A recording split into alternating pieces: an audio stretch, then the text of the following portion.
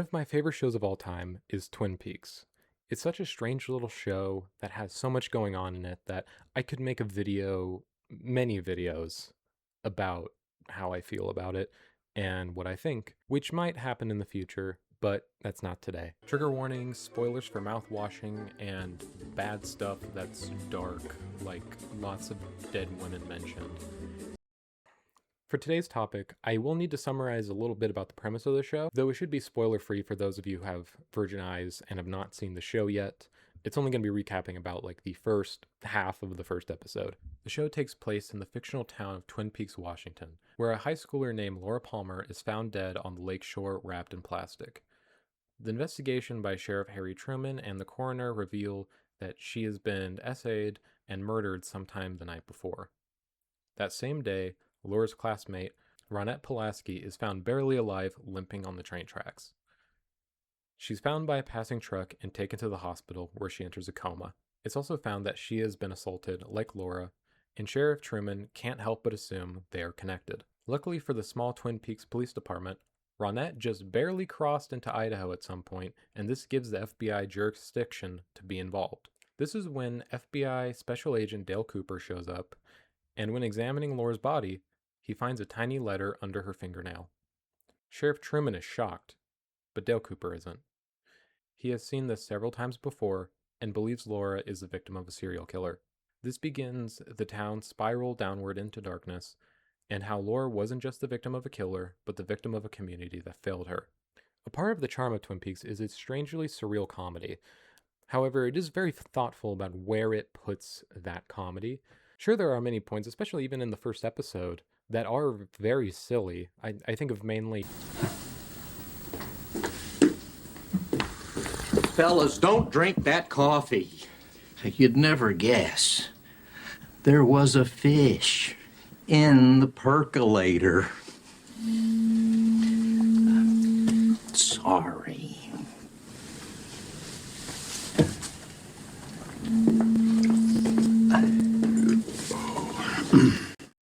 However, the show does take Laura's death very seriously.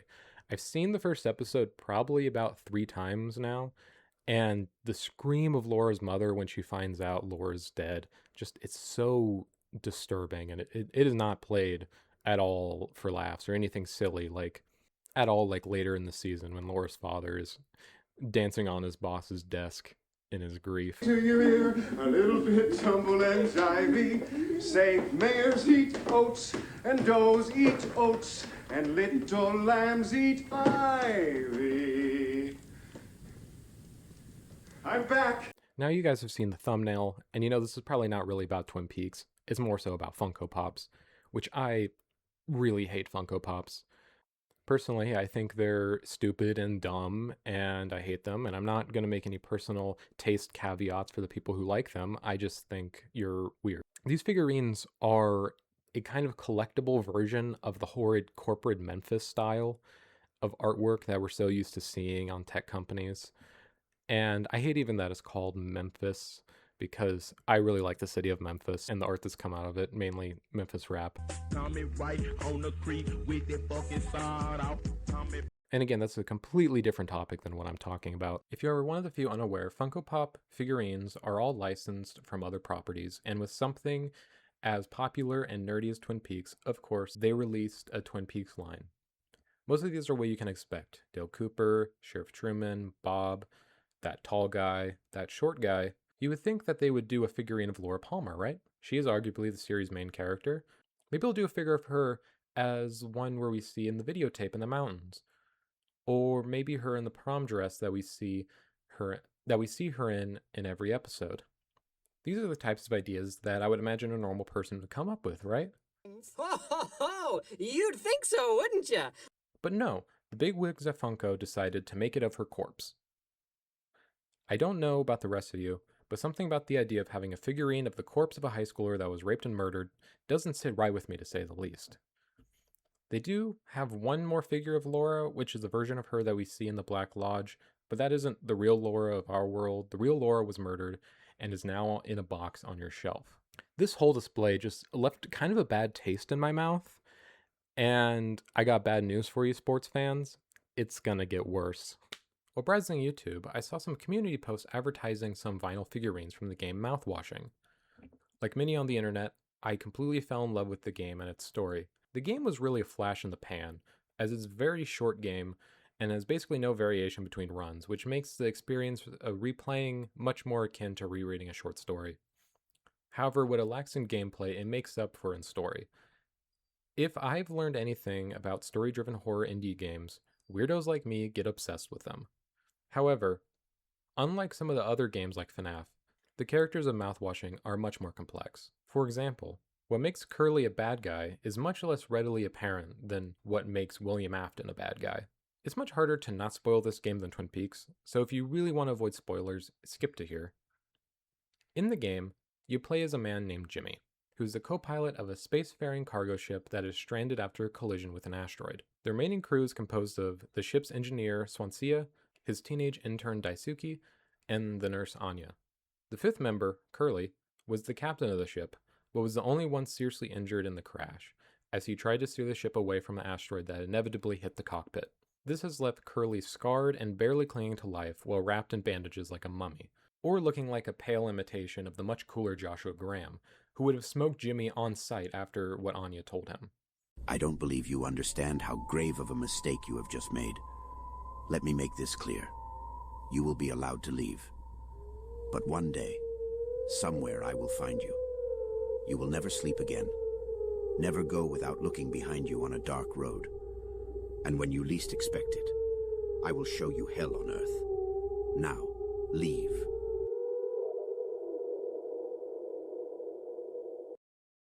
Initially, as acting Captain Jimmy, we see Curly as a tragic hero who risked his life saving the crew, and his sacrifice left him deformed.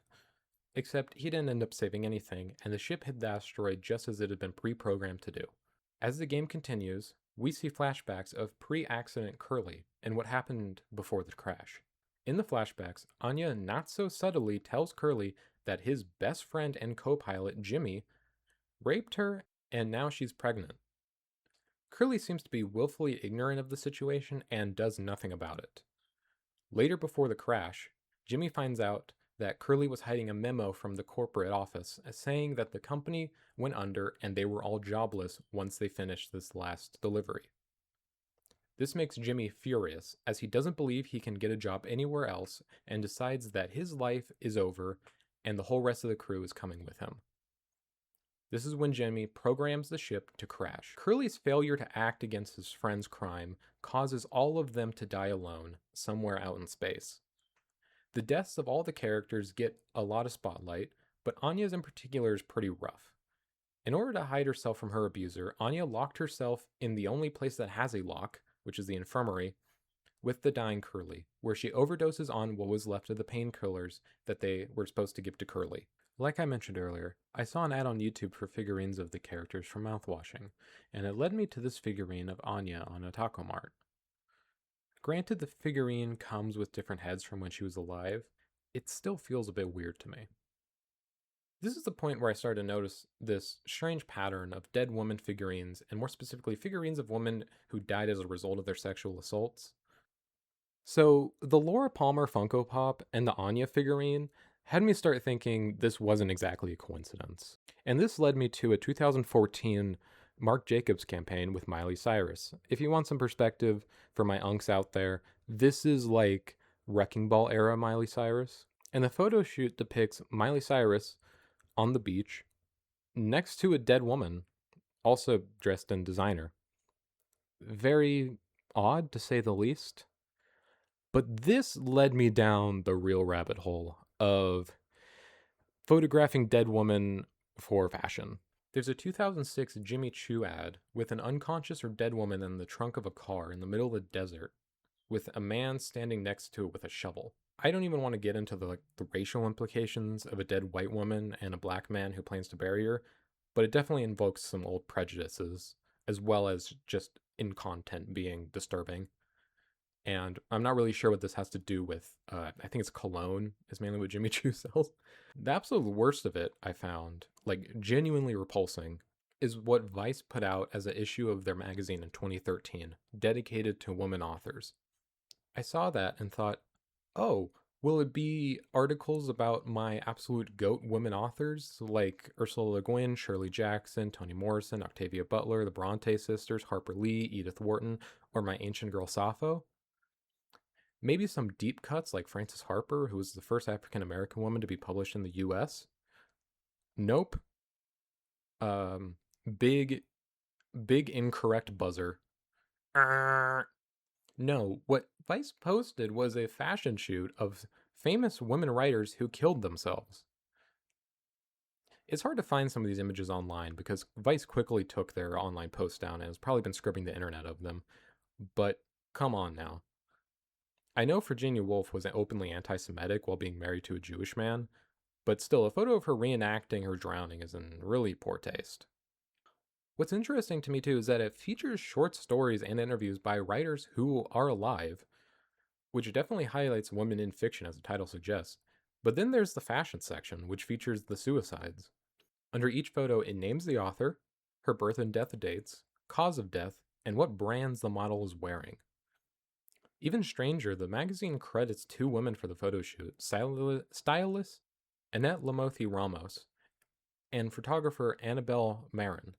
Because they're credited, I have to assume that that's their idea. I can see maybe what they were trying to go for here with like a thing about famous women and particularly actresses are adorned in designer brands and can basically be used as walking mannequins. But I feel like that's grasping at straws. I really have a hard time figuring out what statement they were trying to make because there's no context and nobody else seems to understand what they were doing either besides making fun of dead women. These writers depicted, like Virginia Woolf and Sylvia Plath, are famous because of their writing.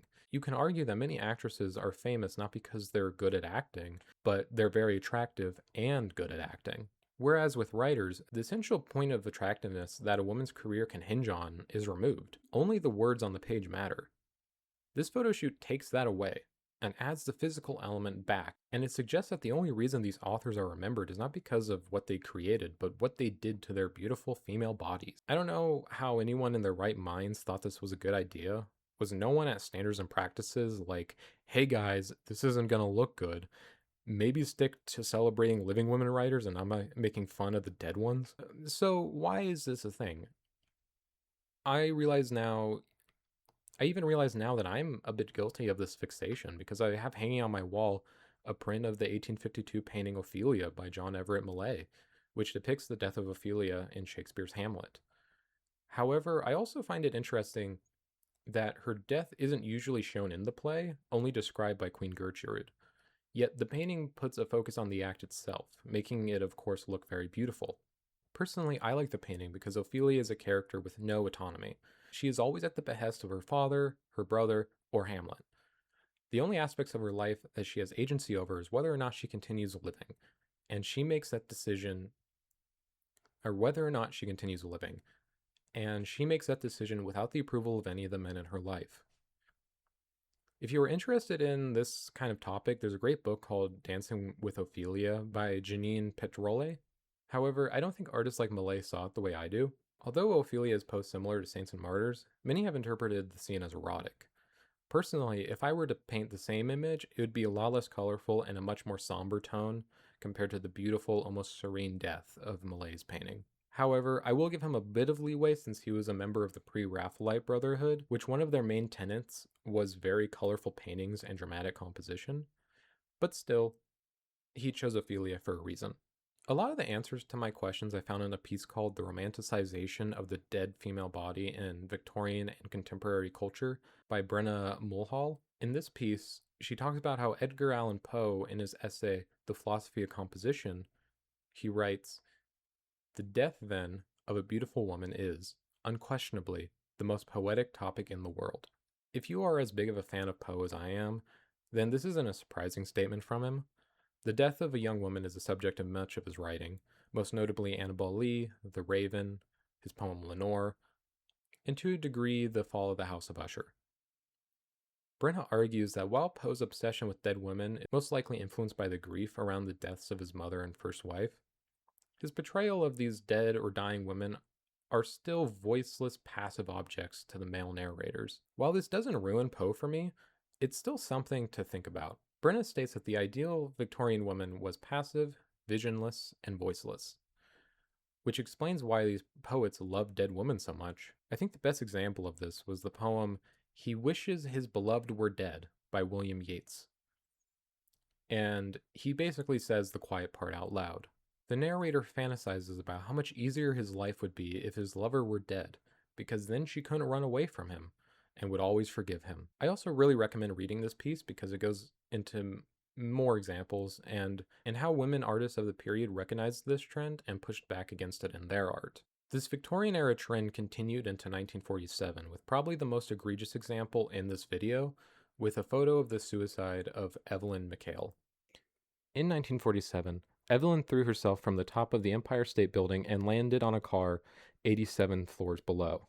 A few minutes later, a photographer named Robert Wiles photographed her corpse and was printed on a full page on the May issue of Life magazine. In her note, Evelyn said she did not, quote, want anyone in or out of her family to see any part of her. In the magazine print, the photo was titled, The Most Beautiful Suicide. I started writing this script a few months ago, but I lost steam because of school and having to write other things until I saw this story. As of June 1st, 2026, Marilyn Monroe would have been 100 years old. And to celebrate, Julian's Auctions is selling Marilyn for parts. Quite literally. They're hosting auctions for many of her personal items, everything from golden purses and gowns to scribbles on paper, personal letters, and used makeup packaging. While a lot of this might seem odd to want to have, I guess the alternative would be the landfill for some of the more less valuable items. So I guess if somebody wants it, then have at it. I'm not sure exactly how I feel about the selling of the personal items. Many of the items are valuable regardless of whether or not they were owned by Marilyn, like the jewelry and bags and such. And the letters I think should go in some sort of Marilyn Monroe archive to preserve her thoughts. However, it's the third option that really bothers me. It's the items that only have value because Marilyn owned them or were from her. Things like used napkins with lipstick on them and empty makeup containers. While I think some of these items are innocuous, one definitely is not. Julian's Auctions is selling x-rays of Marilyn Monroe's pelvis and chest. I'm not going to show them because one, it feels wrong, and two, you're not missing anything. They are very normal x-rays, and if you want to see them, they're not hard to find. You know, it's one thing to have the last cigarette Marilyn Monroe ever smoked, because it's an oddity. A burnt cigarette doesn't have any inherent value. I could pick up a cigarette from the street and claim it was Marilyn's, and nobody would be the wiser. So it seems like a waste of money to most, and is historically worthless to anyone but superfans, but ultimately harmless. The x-rays are different, and it's not just because they're private medical information. By that same logic, I should have an issue with her personal letters, but I don't, because I believe they hold insight into who Marilyn really was. The x-rays are the opposite. It's like auctioning off the Remington Model 11 that Kurt Cobain used. The gun by itself is nothing of note. It's one of probably hundreds of thousands of identical shotguns, but it's the one Kurt used to end his life. That context adds so much weight. Marilyn Monroe's body was sexualized her entire life and has continued well after her death. It's no coincidence that the x-rays being sold are only of regions of her body that are sexualized. It's like they chopped her up and said, these are the only good bits. The nature of the x-rays adds a further dehumanization by removing any of the semblance of the woman they were attached to, where now all that's left is this outline of boobs and hips. They've basically reduced her to this. It should be no surprise that outside of the actual valuable items, the highest bid are for the x-rays. I don't think this is summed up any better than lot 126 of the auction, being currently $900 for an award of achievement by the Motion Picture Herald for Marilyn Monroe.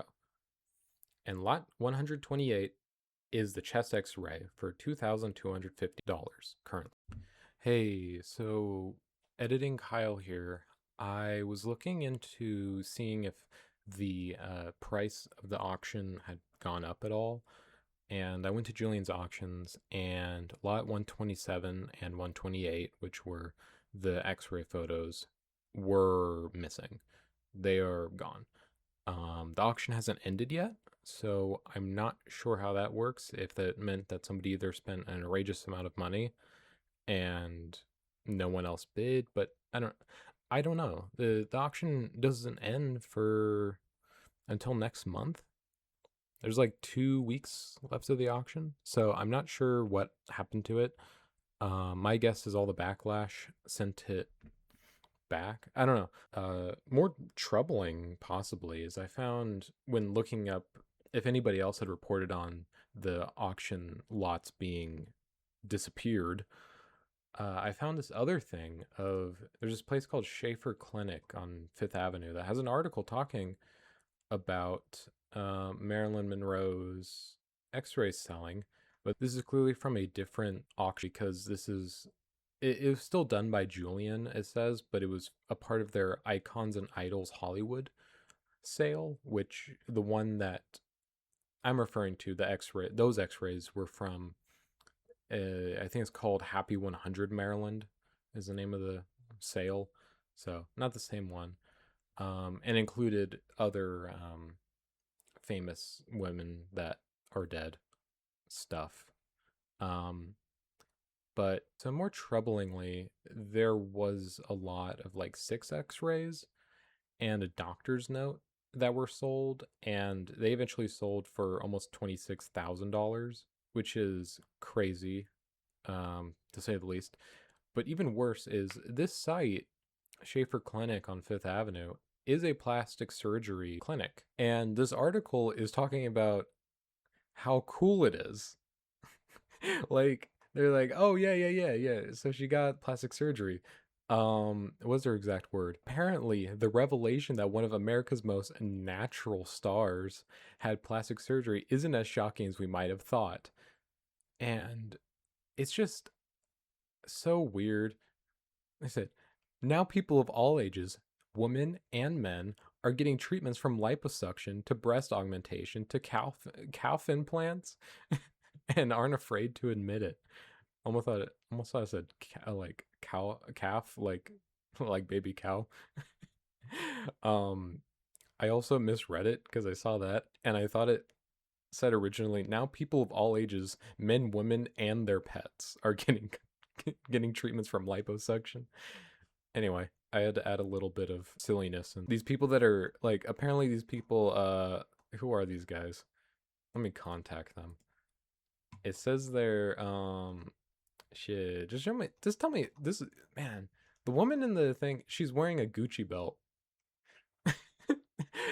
She's wearing a Gucci belt, and then the dude next to him that looks like Mark Ruffalo is wearing, like, a Chanel belt. This is crazy. I just want to know their names. I don't know. I assume they're both plastic surgeons. But they're using the selling at auction of Marilyn Monroe's X-rays that reveals that she had cosmetic surgery. They're using this as like an elevator pitch for you to also get plastic surgery and how cool it is. Oh, that is it. Dr. Schaefer. Dr. David Schaefer. Who would have thought? There's only one of them, so I don't know who the other one is. But yeah, anyway. Update. There's no doubt in my mind that the men bidding for these X-rays don't have good intentions. It's likely that in this day and age, they haven't even seen one of her movies. But they do know the famous photos, and they want those X-rays because to them there is no different than the Andy Warhol Marilyn paintings. Just another trophy for them to hang on their wall and look at. Everything about who Marilyn was is gone, and now reduced to an outline of breasts and pelvis.